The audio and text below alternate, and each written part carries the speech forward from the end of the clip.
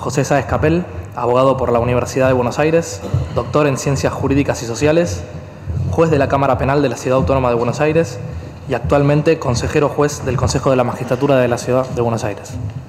Gracias. Sobre la evolución de los códigos procesales penales en la región. El sistema procesal penal de la América Latina, de la América Hispana, está atravesando,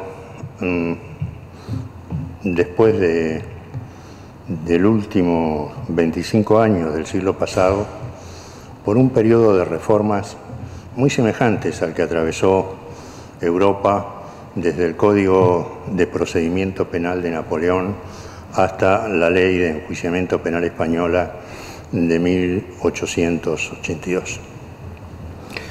Pues bien, es un proceso donde estamos cambiando, no modificando códigos, estamos realmente cambiando estructuras judiciales.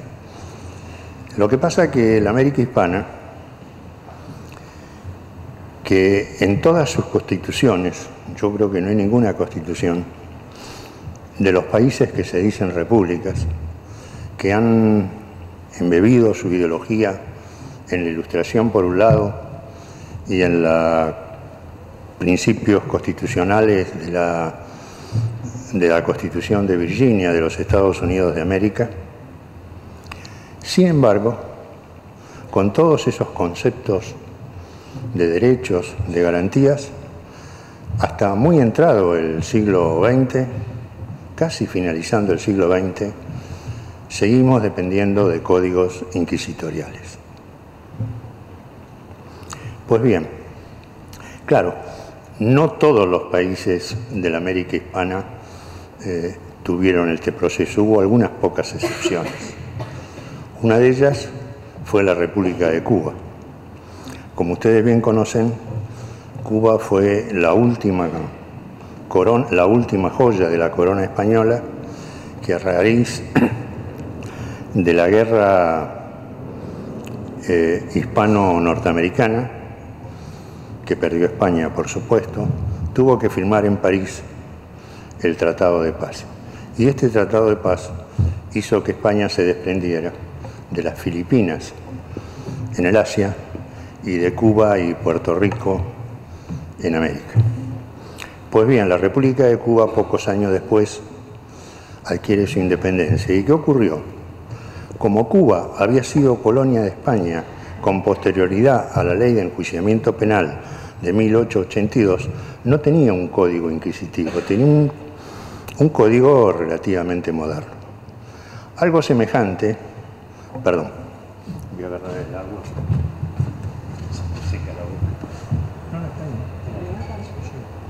Gracias. Algo semejante pasó con la República Dominicana. La República Dominicana, que es la otra parte de la isla La Española, que comparte con Haití, en realidad tuvo una muy mala suerte en los principios del siglo XIX. Los haitianos, primera república de la América del Sur y del Caribe, los haitianos se habían independizado de Francia y creado, a semejanza de Napoleón, un imperio. Como no les alcanzaba la parte occidental de la Española, invadieron lo que hoy es República Dominicana. Los haitianos habían adoptado el Código de Procedimientos, el Código, la Ordenanza Criminal de Napoleón, y en consecuencia esta ordenanza procesal la implementaron en su dominación de la Dominicana. No solamente en su forma original, sino también con la modificación de la Restauración Borbónica de 1936. He acá que en 1836. He acá que en 1947, cuando la República Dominicana se independiza de Haití, sigue teniendo las mismas leyes francesas que tenía Haití, incluso en francés. Por supuesto que era un código procesal moderno y que lo ha tenido hasta bien entrado el siglo XXI, ya que lo modificó en el año 2002 y mediante una vacatio legis tuvo vigencia a partir de enero del 2004. También en un muy pequeño periodo, la que podíamos denominar Confederación Centroamericana, o sea, la Unión de Guatemala y Nicaragua, tuvo un código bastante moderno. Durante un corto tiempo de un gobierno radical del doctor Gómez, adoptaron el Código Penal y el Código Procesal Penal de Livingston. ¿Quién era este señor Livingston?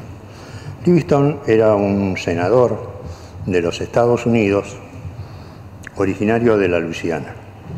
Como ustedes bien conocen, la Luisiana era francesa y que por motivos económicos y no posibilidad de mantenerla, el gobierno francés de Napoleón se la vendió a los Estados Unidos de América. Esta influencia francesa, que ustedes la pueden advertir cuando van a New Orleans, no solamente era arquitectónica, también era jurídica. Es el único estado de la Unión que no tiene un common law, sino que se rige por el common civil, o sea, por los sistemas continentales. Livingston, que era senador por este estado y que después fue vicepresidente de la Unión, creó primero para su estado un código procesal, un código penal, códigos sumamente interesantes, con una estructura napoleónica. Son muy difíciles de conseguir, no el código de Livingston, sino el código de Livingston adaptado a Centroamérica. Hay muy pocos ejemplares, están escritos en francés y no se consiguen en nuestro continente, sino en Francia. Yo tuve oportunidad de hojear alguno cuando con Zaffaroni, Luis Arroyo y otros colegas trabajamos en la elaboración del anteproyecto de Código Penal para el Estado Plurinacional de Bolivia. ¿Por qué utilizamos o consultamos el Código de Livingston, el Código Penal? Porque Livingston tenía toda una concepción sobre lo que era el derecho penal de los pueblos originarios, distinto a los WAPs, a los anglosajones, protestantes y blancos. Y esas concepciones un poco nosotros las utilizamos para la parte general del Código de Bolivia. Salvo estas tres excepciones, también podíamos incluir Haití, pero bueno, Haití no era española. Los demás países de la región siguieron con las viejas leyes españolas. Acá nos regían la nueva recopilación de Solórzano Pereira de 1680, con toda la prelación que ello implicaba, las leyes de Toro y, por supuesto, el libro de las leyes del rey Alfonso X de Castilla-León, conocido como el Rey Sabio, y esto conocido como las 7 partidas, cuya partida 3 y 7 se dedicaba a nuestra materia. En particular, en la República Argentina, se siguió aplicando este sistema de prelación con la nueva recopilación hasta casi 1880, o sea,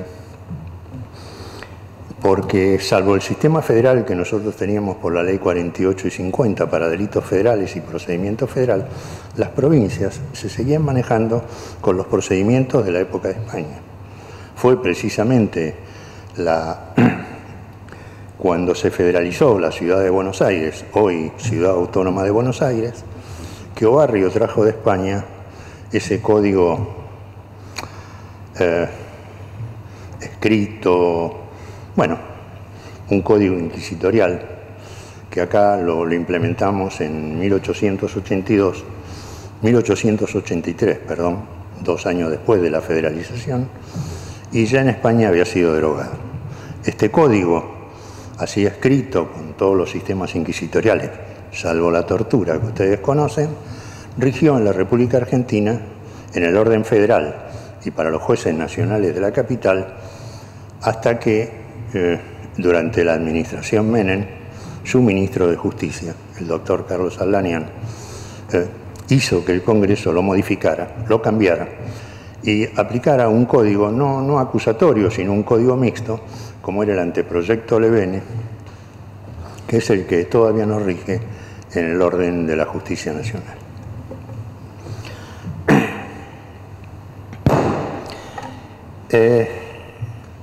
Yo creo que debemos y no he sido discípulo de la Universidad de Córdoba, mi alma mater es esta, le debemos a la Universidad de Córdoba, a su Instituto de Derecho Procesal, haber hecho el primer código de naturaleza mixta, oral, cuyos dos autores, don Alfredo Vélez Mariconde y el profesor Sebastián Soler, lo crearon para el Instituto de Córdoba en 1938. Después el advenimiento de un gobierno progresista, radical, como fue el de Sabatini en la provincia de Córdoba, hizo que este fuera el primer código oral mixto, no solo de la Argentina, sino de América hispana. El Código Procesal Penal del Perú, el viejo Código Procesal que parcialmente rige en algunos departamentos todavía, es posterior. ¿Qué hizo Vélez Mariconde y Soler? Vélez Mariconde y Soler lo que trataron de hacer fue precisamente de buscar lo que era más moderno en el derecho procesal penal. Hicieron un código, bueno, todos ustedes lo conocen, es un código con una etapa intermedia, una instrucción, un juicio oral.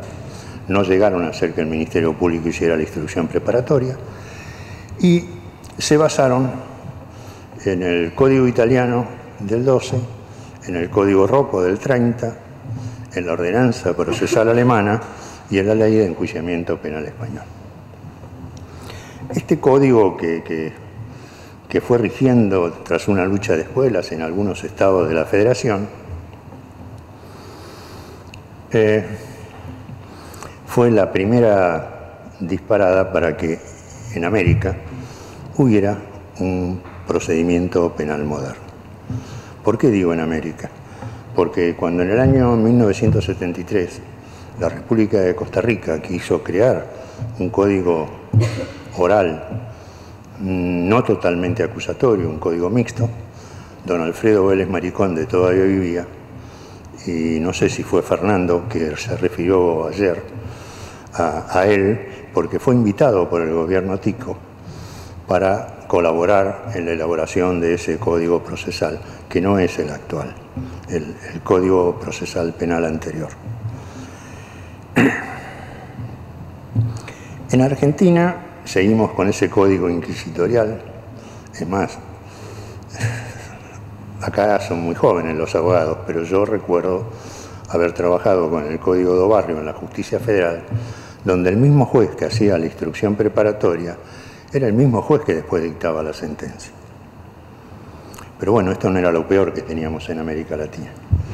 La República de Chile, que los colegas y amigos de Santiago creen ser los inventores del procedimiento penal, la tenían mucho peor. En 1927 el Parlamento chileno directamente suprimió del Código de Procedimiento Penal al Ministerio Público. Y en consecuencia, el mismo juez que hacía la instrucción acusaba y después dictaba sentencia. Ustedes comprenderán que ahí no había que probar la culpabilidad del imputado, sino que era la defensa la que tenía que probar la inocencia. Y es muy difícil cuando alguien instruye y cree que hay semiplena prueba de culpabilidad, que después al dictar la sentencia definitiva diga que no, que hay que absolverlo.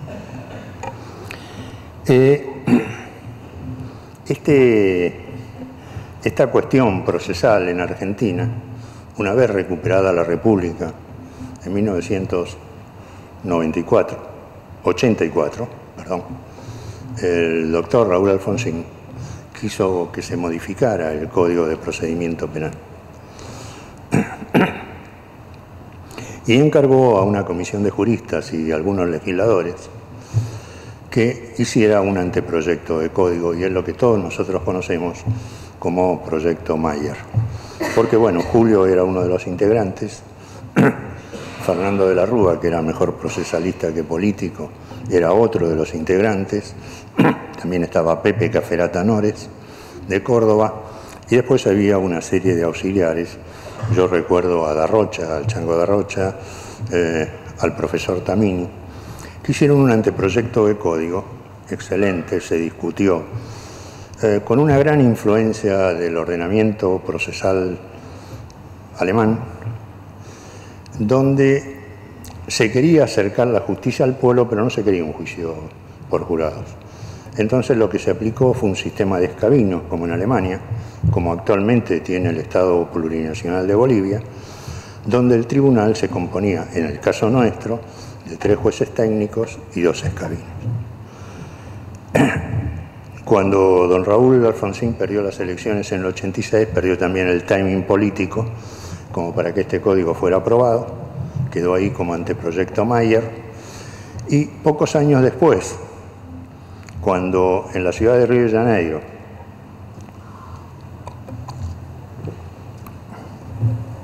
se hace el Congreso Latinoamericano de Criminología, se presenta este código y con muy pequeñas modificaciones, con la supresión de los escabinos, se lo da a conocer a los países de la región como el Código Procesal Penal Modelo para la América Latina. Concluidas las guerras civiles centroamericanas y en algunos otros países del sur, que terminaron con los regímenes militares, empezaron de alguna manera a modificar sus sistemas procesales. Y esto era lógico. Nosotros no podíamos tener constituciones con todas las garantías casi repetidoras de la Declaración del Hombre, de los Derechos del Hombre y del Ciudadano, y a la vez tener un sistema que era totalmente inquisitorial, escrito, secreto, con todo lo que ello implica. Y mucho peor, después que nuestros países suscribieran el Pacto de San José, que suscribieran la Declaración de Derechos Políticos y Civiles, y seguíamos con estos códigos inquisitoriales que, como ustedes bien conocen, si uno quiere ver cuál es el sistema democrático de un país, no tiene que mirar tanto a la Constitución, como sí a su sistema penal. El sistema penal es el barómetro que determina el grado de libertad de un país. Pues bien, distintos países de la región empezaron con la modificación. También, como dijo Alfonso, cuando se refirió a algunos colegas y amigos argentinos que llevaron a su país la modificación del código, posiblemente uno de los mejores códigos haya sido el de Guatemala. Pero tiene un defecto, que es que, bueno, en Guatemala la población indígena que no habla español son casi el 80%. Y los ladinos, o sea, nosotros, los blancos, los mestizos, que somos los que integran, son los que integran la clase política, los jueces, los magistrados.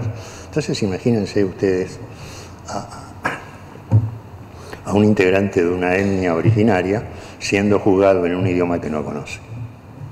O sea que es fantástico, yo conozco mucho la República de Guatemala, todo bárbaro, pero en la realidad no es un real sistema donde el imputado tenga conocimiento, como tampoco hay un traductor permanente. Posiblemente algunos de ustedes lo vieron por televisión cuando hubo ese simulacro de juicio contra el dictador Montt, donde declaraba a Rigoberta Menchú la premio Nobel. Pero bueno, volviendo a lo nuestro, hay un código que hoy en día se lo quiere vender como el non plus ultra del derecho procesal penal, y es el Código de Procedimiento de Chile. Chile, que tenía ese código más que inquisitorial, que Kramer y Spengler lo hubieran envidiado cuando escribieron el Malleus, tuvo un acontecimiento que fue el secuestro de uno de los integrantes de la familia Aylward.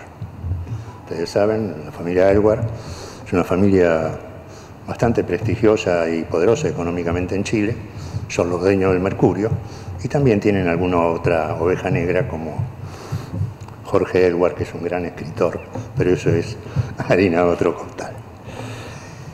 Cuando lo secuestraron a Aylward se dio cuenta que el sistema procesal penal chileno no iba ni para adelante ni para atrás, y fue la primera vez que en Chile tanto la concertación política, o sea, el grupo democristiano izquierda, y los ex pinochetistas se pusieron de acuerdo hicieron este Código Procesal Penal que hoy tiene.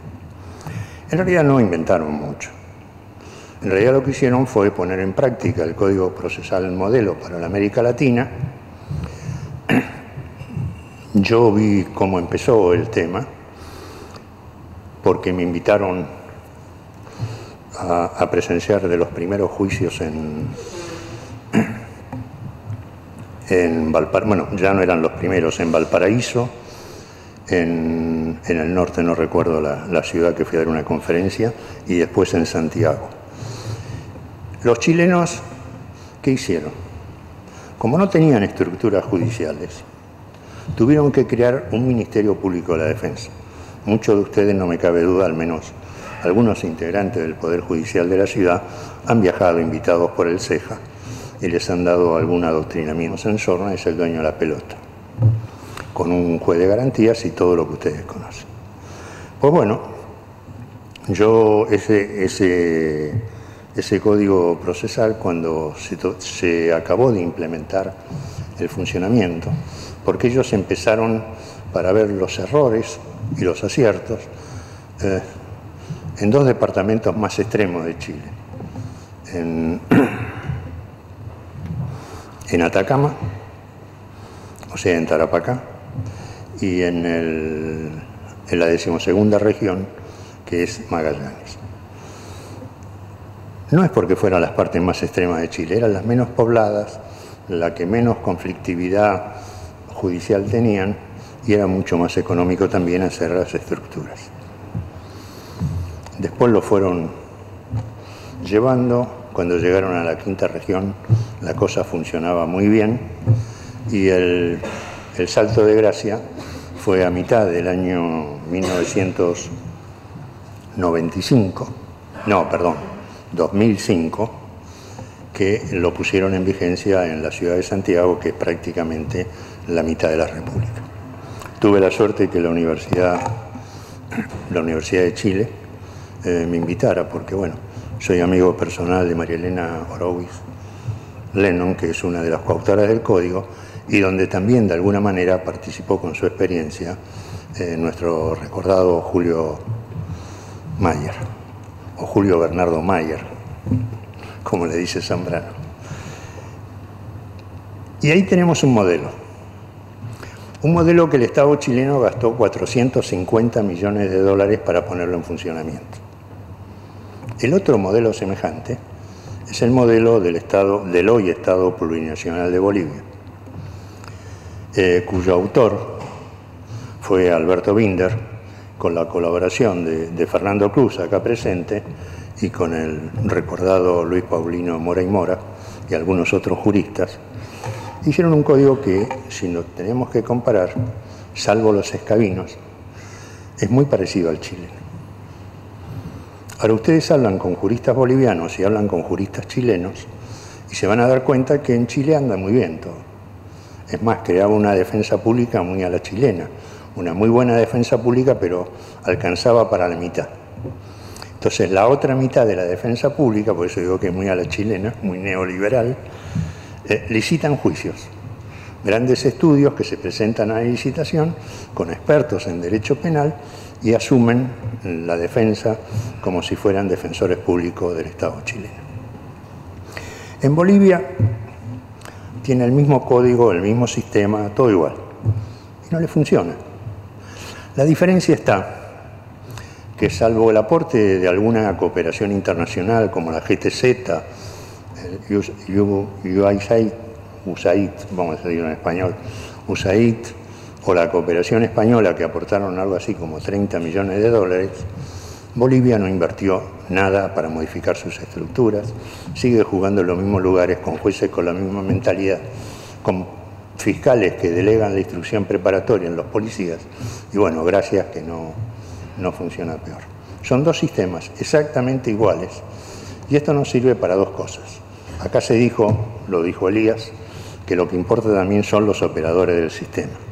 Yo a lo que dijo Elías le agregaría, y también el dinero que pone el Estado para que un sistema procesal se lleve adelante. Nosotros podemos modificar códigos penales, códigos de fondo, y es simplemente modificar y gastar la plata en el boletín oficial o en la imprenta oficial de nuestros países para publicarlo.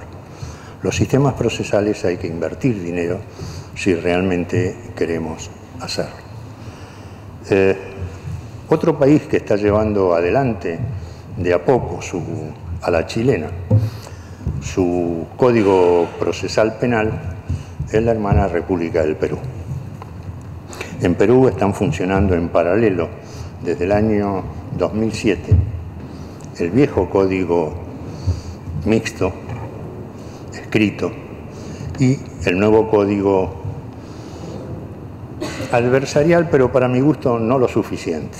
O sea, está muy contaminado de cuestiones que no hacen a la independencia de los jueces. O sea, está muy contaminado con algunas cosas inquisitivas, cosa que lo he discutido mucho con San Martín y con Pepe Neiras, que para mí son los mejores procesalistas que tiene el Perú, ambos jueces de la Corte Suprema. Ellos lo empezaron a hacer funcionar en Huaraz y en La Libertad en el 2007 y de poco lo están implantando en los distintos departamentos del Perú. Vamos a ver cuando lleguen a Lima cómo les funciona, pero para mí está muy manchado todavía de cuestiones que no son totalmente adversariales o acusatorias.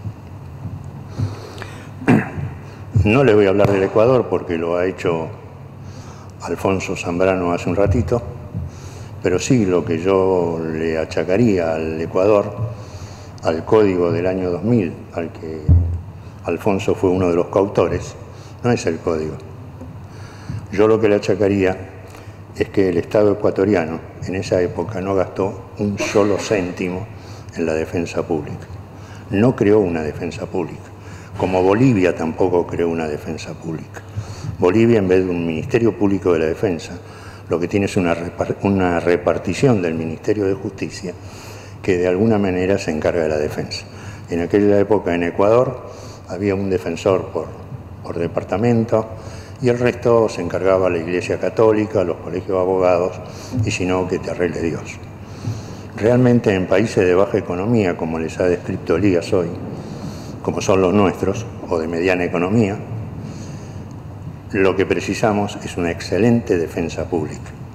Porque si no, señores, es todo verso.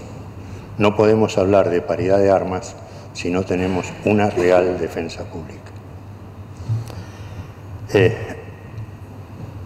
Otros países de la región, como Colombia, también modificó su sistema procesal en el 2004, lo acaba de modificar a principios de este año, y lo va aplicando por partes, pero no como hicieron los chilenos o como hacen los peruanos, sino que lo aplica como puede. Donde el Estado colombiano ejerce realmente el poder político, lo aplica. Y el resto, bueno, está la FARC y están los PARA. Ustedes conocen la situación de Colombia. Yo les podría seguir hablando de un montón de este tema que me encanta, pero dado lo avanzado de la hora, prefiero dejar acá, pero sí dejarle ese concepto. El concepto de que un código, para que funcione, tiene que funcionar con buenos operadores, pero con dinero. Ustedes piensen en el Código Procesal Penal que tenemos en la Ciudad Autónoma, código que merece algunas reformas, pero ese no es el caso. La Ciudad Autónoma es el tercer distrito económico de la Federación y se puede dar el gusto de tener que todos sus operadores, sus empleados del sistema penal, fiscal, defensores tengan su propia computadora, edificios de lujo, que somos un poco la envidia de otros poderes judiciales. Les vuelvo a repetir lo mismo. Si hay que modificar un código procesal, la modificación implica el gasto de mucho dinero y también el timing político. En estos días hemos tenido una propaganda extra porque la señora Presidente de la Nación mandó un proyecto de nuevo código procesal. Les juro que no estaba en nuestras ideas el tema, Pero el problema no es mandar un código, es todo lo que se tiene que invertir y tener una muy buena ley del Ministerio Público, porque si no, es un sistema inquisitorial cambiado un poco de ropajes. Muchas gracias y gracias por haber venido.